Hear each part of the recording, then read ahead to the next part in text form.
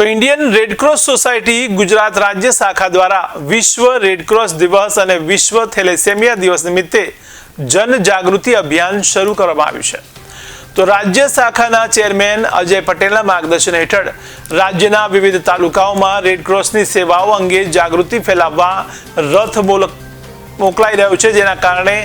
અંકલેશ્વર જીઆઈડીસીમાં પણ આ રથનું આગમન થયું હતું। ત્યારે યુવા મિત્ર મંડળ દ્વારા રથનું સ્વાગત કરવામાં આવ્યું છે। આ પ્રસંગે અંકલેશ્વર ઉદ્યોગ મંડળના પ્રમુખ હિંમત સેલડિયા, નોટિફાઈડ એરિયા ઓથોરિટીના chairman Amulak Patel, Red Cross blood bank સુરતના પ્રફુલ્લ સિરોયા, સરદાર પટેલ સેવા સમાજના હસમુખ દુધાત સહિતના આગેવાનો ઉપસ્થિત રહ્યા હતા અને માનવ મંદિર હોલ ખાતે જનજાગૃતિ કાર્યક્રમ યોજાયા બાદ રથને આગળ જવા પ્રસ્થાન કરાવ્યું હતું।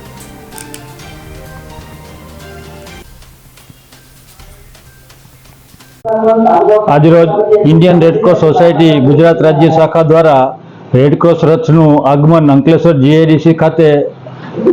આવેલ છે અને શ્રી યુવા મિત્ર મંડળ દ્વારા આ રથનું સ્વાગત કરવામાં આવે છે। આ રથનો મુખ્ય હેતુ દરેક તાલુકા પ્લેસ સુધી રેડક્રોસ સોસાયટીની એક્ટિવિટી છે જે એની માહિતી પહોંચાડવા માટેનું છે અને છેવાડાના લોકો રેડક્રોસ સોસાયટીનું એની સેવાનો લાભ લઈ શકે તે માટે લોકોની અવેરનેસ માટે આ રથ ગુજરાત રાજ્ય શાખા દ્વારા દરેક તાલુકા પ્લેસ ઉપર ફેરવવામાં આવે છે। આજે માનવ મંદિર હોલ ખાતે શ્રી યુવા મિત્ર મંડળ દ્વારા